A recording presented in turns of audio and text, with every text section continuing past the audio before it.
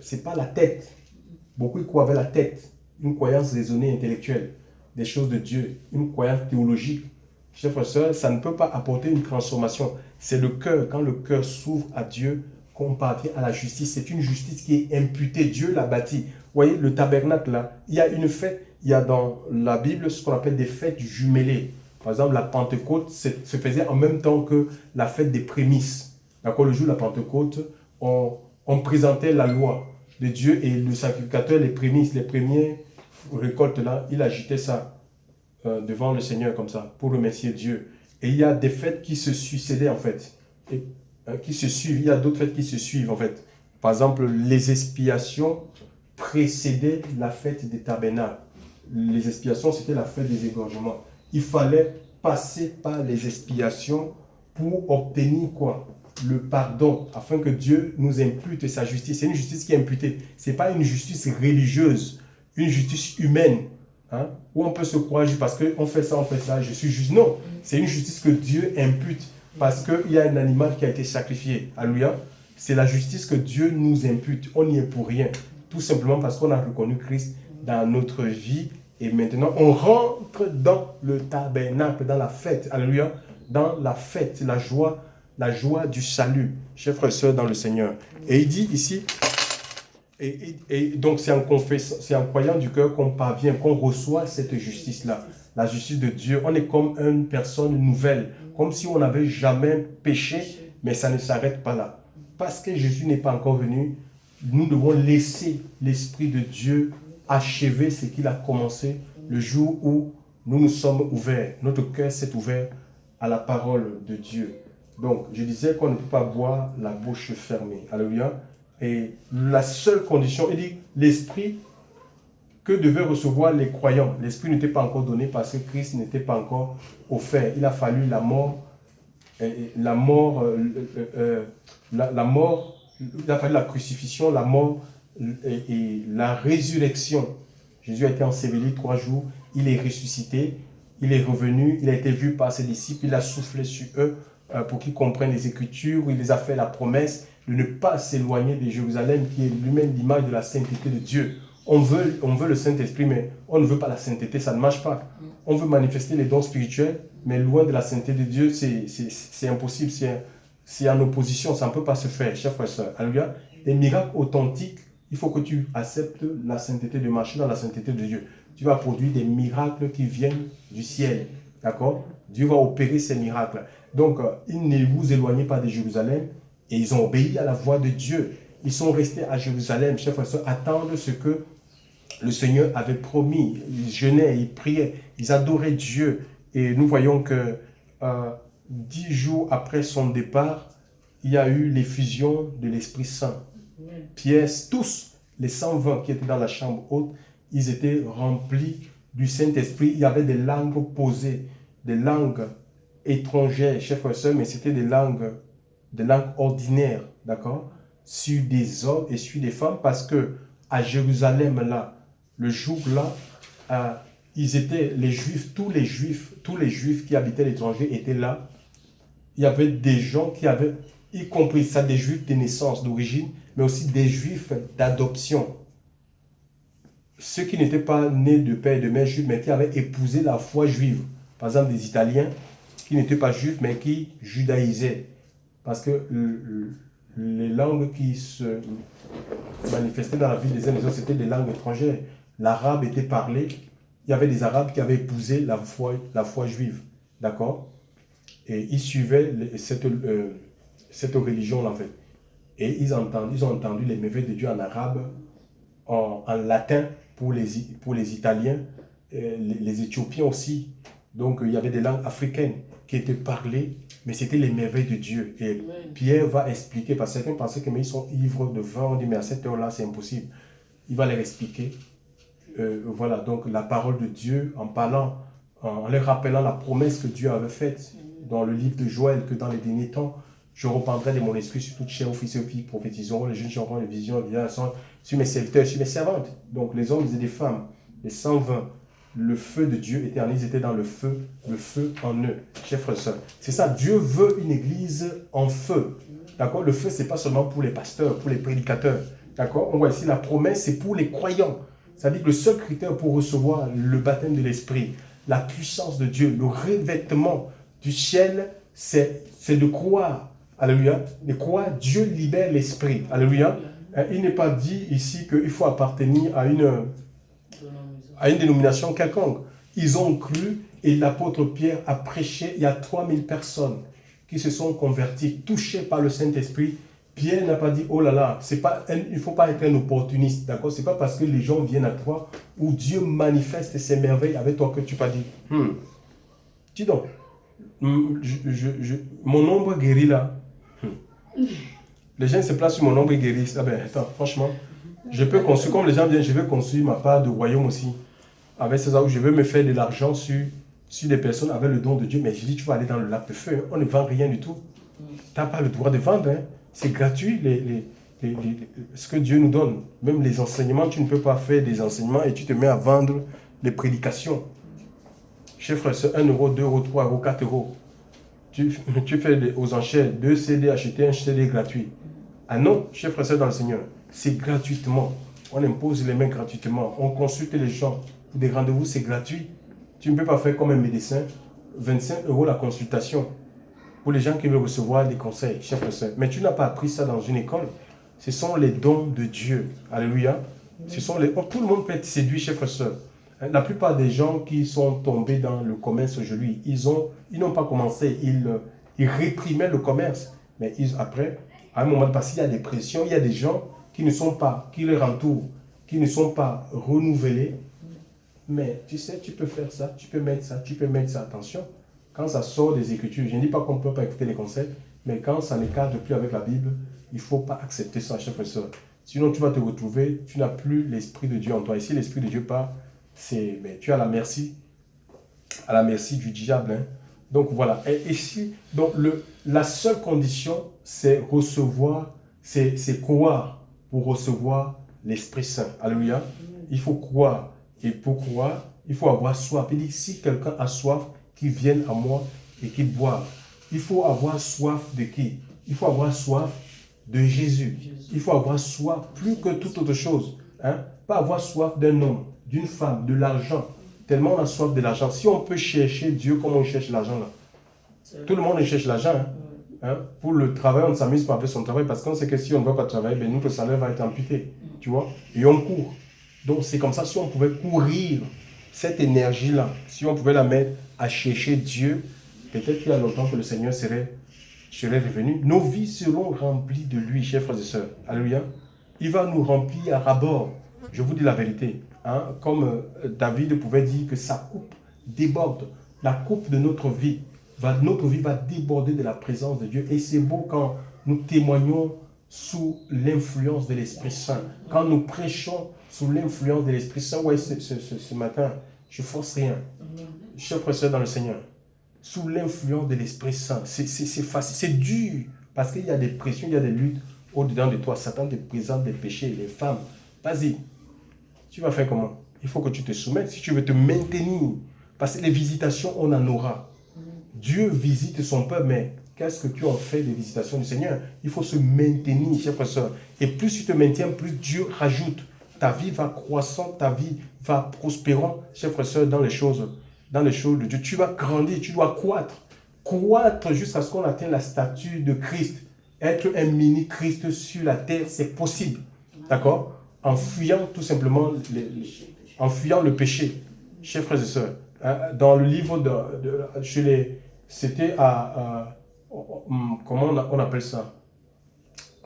Les chrétiens des Bérets, ceux qui avaient donné le nom des petits chrétiens, des petits Christ, parce qu'ils voyaient comment ces disciples-là, ils manifestaient la vie de Christ. Ils les ont dit que mais ça, ce sont des petits Christ en fait. C'est des Christanos. Des mini-Christ. Parce qu'ils manifestaient, ils opéraient comme le Christ. Et c'est ce que le Seigneur veut. Hein. Pour nous, hein, ce n'est pas besoin d'être apôtre, prophète, machin. Je dis bien disciple du Seigneur. Alléluia. C'est la soif. Et plus tu as soif, plus tu bois. C'est comme quand on a soif, naturellement, on fait quoi? On boit. Plus on a soif, plus Dieu va laisser, l'eau va couler l'eau de son esprit, sa présence va couler, va dégouliner, chers frères et sœurs, dans notre vie. Et l'eau, ça lave. Dieu lave nos vies. Nous avons besoin d'être lavés. L'eau, le torrent va emporter les souillures. Alléluia. Les souillures, même les arbres, ça dégrade. Quand vous avez des torrents qui sont tellement forts, les arbres qui ont été plantés en nous, tout arbre qui n'a pas été planté par nous sera arraché jusque dans les racines. Ça, c'est le torrent de Dieu. C'est la présence du Seigneur qui fait ce travail dans nos cœurs et dans nos vies. Chers frères et sœurs, maintenant la question est de savoir, mais qu'est-ce que les chrétiens ont soif réellement? Beaucoup ils suivent les faux prophètes parce qu'on les promet, ils sont soif des choses du monde. Ils cherchent, ils prient Dieu, mais dans le cœur, ils veulent l'argent. Ils prient Dieu, dans le cœur, ce sont des maris. Ils prient Dieu, dans le cœur, c'est des maisons qu'ils veulent. Ils prient Dieu, ils veulent les voyages. L'onction de voyage, la l'onction de voyage. C'est pourquoi ils sont prêts qu'on les lave avec le vin. Les hommes, les pasteurs les déshabillent même. Pour les dire qu'ils ils vont les traiter. Ils vont les traiter. Ils vont les purifier. Vous avez un apôtre dans la Bible déshabillé. Vous voyez Jésus déshabillé qui dans les Écritures pour guérir, pour répondre à un besoin. Et les gens se font avoir comme ça parce qu'ils sont légers. C'est la relation qu'on doit rechercher. Alléluia. C'est la relation et après ça va produire, le miracle va suivre. Chers frères et sœurs dans le Seigneur. Le Seigneur dit, heureux ceux qui ont faim et soif. On peut lire ça, heureux ceux qui ont faim et soif de ma justice. C'est écrit, oui. Matthieu chapitre 5, verset 6. Ils seront rassasiés. Amen. Ils seront rassasiés, la justice de Dieu. Amen. La parole du Seigneur, si on a soif de la parole de Dieu, cette parole va produire en nous le rassasiement de la foi, le contentement, même si nous avons des manques, je vous assure. D'accord? Même si nous avons des manques, ça ne peut pas affecter notre relation avec le Seigneur. On ne va pas abandonner le Seigneur pour aller se compromettre, chers frères et sœurs, dans le Seigneur. Heureux ceux qui ont faim et soif de ma justice, la justice de Dieu, avoir soif de la justice de Dieu, soif de vivre dans la vérité, de l'amour, vivre dans l'amour du Seigneur, l'obéissance à ses commandements. Il dit, ils seront, lui, il va rassasier ces personnes. Quelqu'un dans cette page-là, vous avez lu ça? Matthieu 7. Matthieu 6, verset 5. Je ne sais pas, Matthieu 6 ou Matthieu 5. Matthieu 5, verset 6. Matthieu 5, verset 6, oui. Matthieu 5, verset 6, oui. Moi, je lis lentement, donc. Oui. Ça commence par heureux. Oui. Heureux. Voilà, heureux ceux qui ont faim. Oui, ont faim et soif de la justice. Maintenant, si on met ça, heureux, c'est un état favorable, d'accord, dans lequel une personne se trouve. Et ce qui va produire cet état favorable de bien-être, c'est la soif de la justice et la faim de la justice de Dieu. Vous vous rendez compte? Maintenant, si on met cette phrase à la forme négative, qu'est-ce qu'on va dire? On va dire malheureux, ceux qui n'ont pas soif et faim de la justice de Dieu. Tu as vu? Ça veut dire qu'ils sont dans l'insatisfaction. Ils seront dans l'insatisfaction. Tu vois, et on vit dans un monde qui est insatisfait. Et ils pensent que c'est les choses du monde qui vont le remplir. Lisez Jean 6, 35. Jean 6, 35.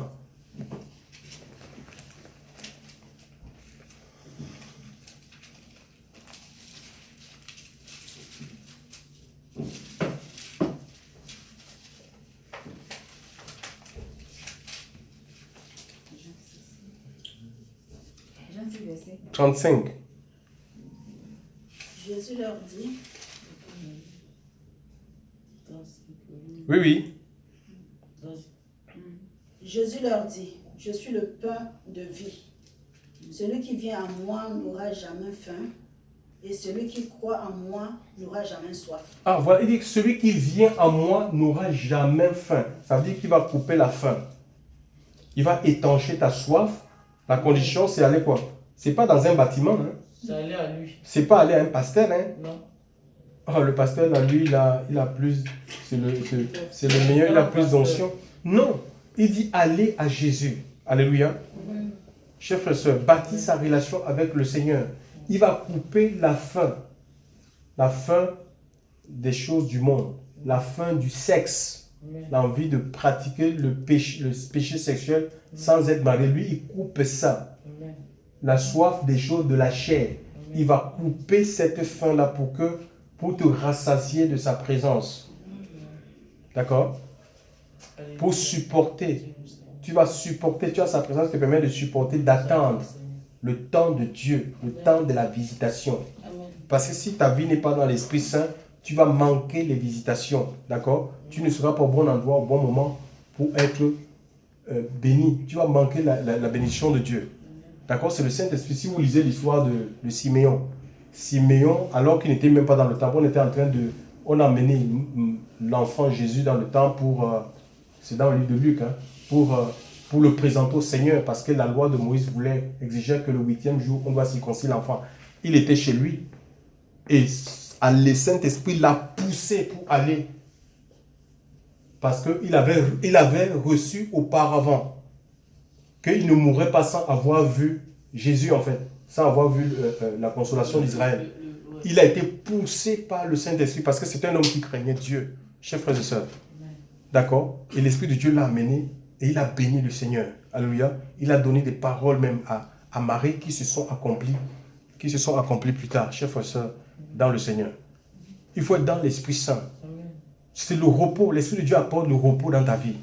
Tu travailles dans le repos. Tu sais Dieu dans le repos. Ce n'est pas dans l'agitation. Ce n'est pas en criant, Seigneur, fais quelque chose, fais quelque chose. On a des églises où les gens crient. Ils veulent forcer la main de Dieu. Attends, franchement, quand tu demandes quelque chose à ton père, tu cries. Mais Dieu, c'est un père, s'il vous plaît. On a appris les gens à crier, à crier, à crier, à crier, à crier. Donc, ce n'est pas en criant que Dieu nous écoute ou qu'il va nous exaucer. C'est un père, chers frères et sœurs. Il faut être dans l'Esprit Saint. Alléluia. Il faut être dans l'Esprit de Dieu. Alors ici, alors maintenant, le verset 21, s'il vous plaît, verset Apocalypse 21, verset 6. Écoutez ce qu'il dit.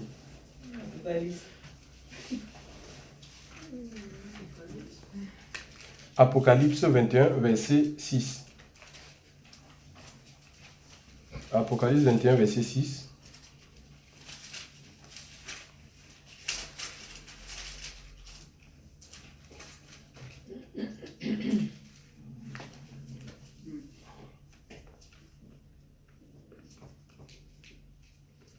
Et il me dit, c'est fait, je suis l'alpha et l'oméga, le commencement et la fin.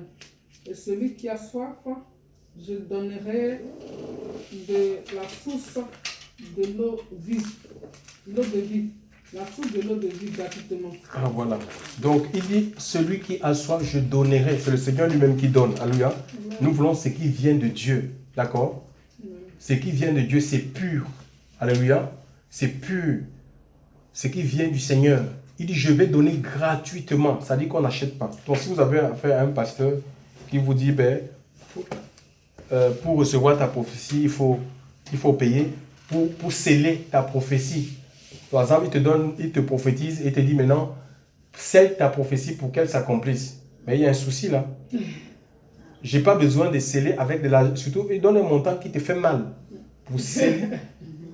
Chers frères et sœurs, c'est pas vrai ça. Si c'est une prophétie qui vient du Seigneur, demande-moi tout simplement de rester dans les mains de Dieu et je verrai la chose s'accomplir. On m'a dit que je dois s'aimer pour que ma prophétie puisse. C'est une prophétie qui vient de Dieu ou du diable. D'accord? La prophétie qui vient de Dieu, je n'ai pas besoin de sceller avec une forte somme d'argent qui me fait mal pour rentrer dans pour que cette prophétie puisse se réaliser. Non, elle va se réaliser si elle vient du Seigneur. Il dit, c'est gratuitement. Hein? Ésaïe 55 dit, vous qui avez soif, venez aux eaux. Vous qui avez soif, Jésus est la source d'eau vive. Hein? Même vous qui n'avez pas d'argent, d'accord, peu importe notre condition, venez acheter et manger, venez acheter du vin et du lait sans argent et sans rien payer. Vous vous rendez compte? Donc, la seule monnaie, c'est la foi en fait. D'accord? La monnaie qui achète le ciel, c'est la foi. La foi vient de ce qu'on entend. Ce qu'on entend, c'est la parole de Dieu. C'est une ferme assurance des choses qu'on espère, une démonstration de celle. C'est la monnaie qui achète le ciel. Hein. C'est la foi en Dieu et c'est à la portée de tous. Ce n'est pas nos richesses matérielles. D'accord? Tu ne peux pas donner l'argent à Dieu pour qu'il opère dans ta vie. Ce sont des faux messages qui ne viennent pas du Seigneur. C'est de la séduction, c'est de l'escroquerie, le brigandage, le gantérisme évangélique, chers frères et sœurs dans le Seigneur. D'accord? Il dit, sans argent, sans rien payer. Donc, et la seule monnaie, c'est la foi en fait. C'est la monnaie qui paie, qui te permet d'acheter le royaume, les choses du royaume. Et cette fois-là, c'est Dieu lui-même qui l'accorde si notre cœur est disposé, chers frères et sœurs, à le recevoir. Donc, maintenant, il y a des missions. L'Esprit de Dieu est missionné. Hein. Il a des choses qu'il est appelé à faire, à accomplir dans nos vies. D'accord? Donc, nous allons voir quelques missions du Saint-Esprit. L'Esprit de Dieu, c'est le substitut de Jésus. Jésus est parti, il a envoyé un autre comme lui. Donc, c'est de la même nature que lui, du même essence que lui. Et l'Esprit de Dieu fait les mêmes choses. C'est l'Esprit de Dieu qui continue le ministère de Christ à travers le croyant. Quand la Bible dit dans le livre de Jean 12,14 que celui qui croit en moi, il fera les mêmes œuvres que j'ai fait, il en fera de plus grandes, parce que je m'en vais au Père, il est allé au Père, il a envoyé un représentant. C'est le représentant de Dieu, du Seigneur sur la terre, le Saint-Esprit. Alléluia. Donc c'est lui qui opère les miracles, les guérisons, les délivrances, chers frères et sœurs, dans nos cœurs et dans nos vies. On va voir donc quelques de ces missions. Par exemple, Jean 16, verset 8, on va lire. Jean 16, verset 8, on va lire. Gloire à Jésus, il est vivant, hein? Il est vivant. Merci Seigneur pour ta parole, Seigneur. Oui. Jean chapitre 16, verset 8, qu'est-ce qu'il est dit? Et quand il sera venu, il convaincra le monde. Non, lis à partir du verset 7. À partir du verset 7. Oui. À partir du verset 7. Cependant, je vous dis la vérité. Il vous est avantageux que je m'en aille, car si je ne m'en vais pas, le consolateur ne viendra pas vers vous. Mais si je m'en vais, je vous l'enverrai. Et quand il sera venu, il convaincra le monde en ce qui concerne le péché, la justice et le jugement. Voilà les missions de l'Esprit Saint dans une vie. Quand il vient dans le monde, ici le monde, ce ne sont pas les poissons de la mer, les oiseaux du ciel, les bêtes des champs, ils n'ont pas besoin du Saint-Esprit. D'accord? Ce sont les hommes créés à l'image selon la ressemblance de Dieu, et cette image est atrophiée à cause du péché et de sa pratique. Il vient donc pour, premièrement, ce n'est pas pour nous donner des visions sur les autres. Frère, Dieu m'a montré ceci, Dieu m'a dit ci, Dieu m'a dit ça. Non, c'est premièrement, il va te convaincre. J'ai vu des gens m'annoncer ma mort. Vivant dans le péché de la fornication, j'ai dit, l'Esprit de Dieu te montre ma mort. Il ne te dit pas que tu dois d'abord quitter dans ta fornication là. Tu es dans la fornication, tu viens me dire, oui, il faut confesser. Hein. Confesse, peut-être il y a des choses que tu caches. J'ai dit, règle d'abord ta vie. Tu as réglé d'abord ta vie. Tu viens, mais vous vous rendez compte? Mais c'est comme ça, mais les gens, ils voient les péchés, les choses chez les autres. Des visions et des choses. C'est d'abord dans ta propre vie que tu dois régler ça. Après, et que tu nous dis, c'est la paille, d'abord il faut enlever dans ton œil. Et tu sauras, la paille enlevée, tu sauras comment enlever la poutre chez les autres. C'est la poutre, oui. C'est la poutre qu'il faut d'abord enlever dans tes yeux parce que ça t'empêche de voir au loin, chers frères et sœurs, et tu verras comment enlever la paille sur les yeux des autres. Tu sais, des gens comme ça. Il y a des gens comme ça, vous avez trouvé, ils sont en train de dire, oh, Dieu m'a montré comme ça, Dieu m'a dit ceci, Dieu m'a dit parole, mais ils sont dans un état de péché, chers frères et sœurs. L'Esprit de Dieu te montre, c'est un projecteur dans ta propre vie. Alléluia. Il va éclairer les points sombres de ta vie, chers frères et sœurs, où Christ ne règne pas, où Christ veut établir, où tu as du mal, tu résistes à la main du Seigneur. C'est là qu'il va pointer le doigt, chers frères et sœurs. Alléluia. Il convainc de péché, de justice et de jugement, hein, chers frères et sœurs dans le Seigneur. Alléluia. Et il y a un jugement à venir, hein, chers frères et sœurs. Alléluia. Et on peut être exempté de ce jugement en se soumettant, en acceptant le jugement de la croix. C'est aussi fort que celui que nous allons connaître dans l'avenir. Parce qu'aucun péché ne peut résister. Que ce soit l'homosexualité, le lesbianisme, la zoophilie, le mensonge, la haine, le ressentiment. Aucun péché ne peut résister. Si Satan essaie de défier Dieu en poussant les hommes à toutes sortes de perfection, de perversion, la solution finale que Dieu a trouvée concernant les péchés, peu importe, c'est la croix. Il n'est pas seulement question de sang, il y a aussi le feu. Ça va nous épurer, chers frères et sœurs. Alléluia. Ça libère, la croix libère, chers frères et sœurs. Il n'y a pas de puissance contre la croix. Il n'y en a que pour la croix. Alléluia. Et la prédication de la croix, c'est pas un morceau de bois à l'horizontale, à la verticale. C'est l'évangile. Un évangile qui est rempli de feu. Ça libère les cœurs, chers frères et sœurs. Ça brise les chaînes. Ça coupe les liens, chers frères et sœurs. Ça consume tout ce qui est mal, tout ce qui a été construit dans notre vie pour faire de nous une nouvelle création. En Christ, l'Écriture nous dit qu'on devient une nouvelle personne, comme si on n'avait jamais péché. Et si les gens autour de nous vont être étonnés, mais c'est elle, c'est pas elle, elle lui ressemble. Non, mais c'est toi, tu sais que c'est toi. Tu sais que c'est toi. D'accord? C'est ça, l'œuvre de Dieu, c'est une œuvre qui est très belle. Alléluia. C'est une œuvre qui est très belle. Donc, ne manquons pas les occasions. L'occasion, c'est d'abord le jugement dans ta vie, dans ta propre vie. Alléluia. Que l'Esprit de Dieu doit te convaincre de péché. Voilà encore une des choses que l'Esprit de Dieu fait. On va lire le verset 26 du même passage. Hein.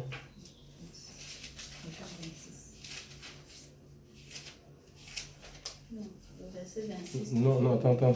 On a lu le verset quoi? C'était le verset 8. Hein? Non, c'était 7 à 8. 7 à 8. Hein? Oui, on va lire le verset 13. Autant pour moi. Le verset 13. Le verset 13. Verset 13 à combien? Non, le verset 13 du même chapitre. Jean 16. Jean 16, Oui. verset 7. Verset 13. 13.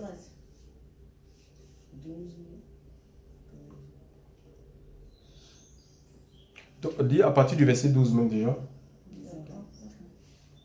J'ai encore beaucoup de choses à vous dire, mais vous ne pouvez pas les porter Maintenant. Donc, il y a des choses que le Seigneur veut nous dire, veut nous communiquer, même par rapport à notre vie. Peut-être qu'il faut qu'on délaisse, mais quand il regarde, mais si je les parle, si je mets le point sur ça, par rapport à leur maturité, ils vont fuir, ils vont abandonner. Il y a des messages hein, que le Seigneur, parce qu'au fur et à mesure qu'on grandit, le message durcit en fait, il durcit le ton. Nous avons vu avec ses disciples, il y a des foules qui, tout le monde voulait suivre le Seigneur. Et quand il va leur parler de manger sa chair et de boire son sang, c'était allégorie. Ils ont dit, mais attends, c'est quoi ça? Et beaucoup ont arrêté de le suivre. Tu vois un peu? Parce qu'il y a des gens qui suivent le Seigneur pour leur intérêt en fait. Et Pierre va dire, mais, et le Seigneur va poser à Pierre, vous, il dit, mais à qui d'autre irions-nous? Tu as les paroles, les paroles de la vie, chers frères et sœurs dans le Seigneur. Donc il y a des choses comme ça, parfois Dieu veut même nous communiquer, il y a des grâces même qu'il veut déposer dans notre vie, mais il regarde dans notre temps, il dit, nous ne pouvons pas encore supporter. Parce que même la gloire que tu vois là, parce que nous soupirons après la gloire, il y a des gens qui prient, et il s'étonne que Dieu n'exauce pas, parce qu'il dit que tu n'es pas en capacité de supporter ce que tu demandes. Si je te donne ça, tu vas te perdre. Imaginez un peu les gens qui sont les stars, vous avez vu leur vie. S'ils n'ont pas Dieu, ils vont coucher, faire les enfants avec beaucoup de femmes. Tu es attiré. Il y a des femmes qui vont venir seules même, sans que tu ne les appelles. Parce qu'il y a quelque chose en toi. Et si tu n'es pas préparé à l'intérieur pour pouvoir résister, ben, tu vas devenir... tu vas aller de coucherie en coucherie. Hein. Donc c'est comme ça. Et le Seigneur sait que tu ne peux pas supporter. Tu n'es pas encore en capacité. C'est pourquoi il faut rester tranquille. Alléluia. Hein, ne pas s'énerver parce qu'on n'a pas vu un exaucement, chers frères et sœurs dans le Seigneur. Donc voilà. Et le verset 13 nous dit... Le verset 13 nous dit, quand le consolateur sera venu, l'Esprit de vérité, il vous conduira dans toute la vérité, car il ne parlera pas de lui-même, mais il dira tout ce qu'il aura entendu, et il vous annoncera les choses à venir. Oui, donc voilà, on voit ici, c'est l'Esprit de vérité. Il vient pour nous conduire. C'est le Saint-Esprit qui te conduit dans la vérité. Il influence tes choix et tes décisions. D'accord? Ce n'est pas l'Esprit, il ne te conduit pas dans l'erreur, dans la confusion. Dieu n'est pas pour la confusion. D'accord? Chers frères et sœurs, il te conduit dans la vérité, dans la sainteté. Chers frères, il te mène à marcher dans la vérité, pas dans la duplicité. Tu es entier, tu es faux avec tes frères et sœurs. Chers frères et sœurs, c'est pas ça en fait. Il te sort de cette vie-là, chers frères et sœurs. Hein, pas dans la religiosité, dans la vérité et non dans l'erreur. On est dans un monde de mensonges. Et Satan est le père du mensonge.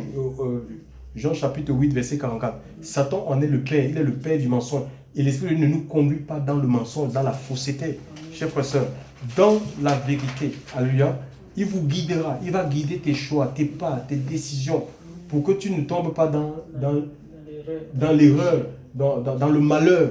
C'est ça, mais il faut suivre. C'est beaucoup, ils pleurent aujourd'hui, chers frères et sœurs, parce que ils n'ont pas écouté la voix de l'Esprit. Ils écoutent plus des hommes, chers frères et sœurs.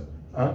Ils sont dans une situation, au lieu d'aller consulter Dieu, ils vont consulter les hommes, et les hommes vont te donner, ça peut être des conséquences qui s'apparentent à la parole de Dieu, mais qui ne sont pas adaptées à ta situation. D'accord? C'est comme ça, il faut suivre la voie de l'Esprit. Il faut suivre la voie de l'Esprit Saint. Il faut suivre la voie du Saint-Esprit. Gloire au Seigneur. Donc, et ici, il est dit, ici, il parlera de tout ce qu'il aura entendu. Parce qu'il sonde les cœurs, il sonde les reins. Ça dit qu'il entend tout ce que Dieu dit, les projets de Dieu pour ta vie. Et il va venir, parce que tu es en harmonie avec lui, il va te révéler les plans de Dieu pour ta vie. Il connaît ce qui se profile dans le monde des ténèbres, le monde du satanique et diabolique. Ce que les sorciers de ta famille sont en train de préparer et tout contre toi. Et il va venir te le révéler.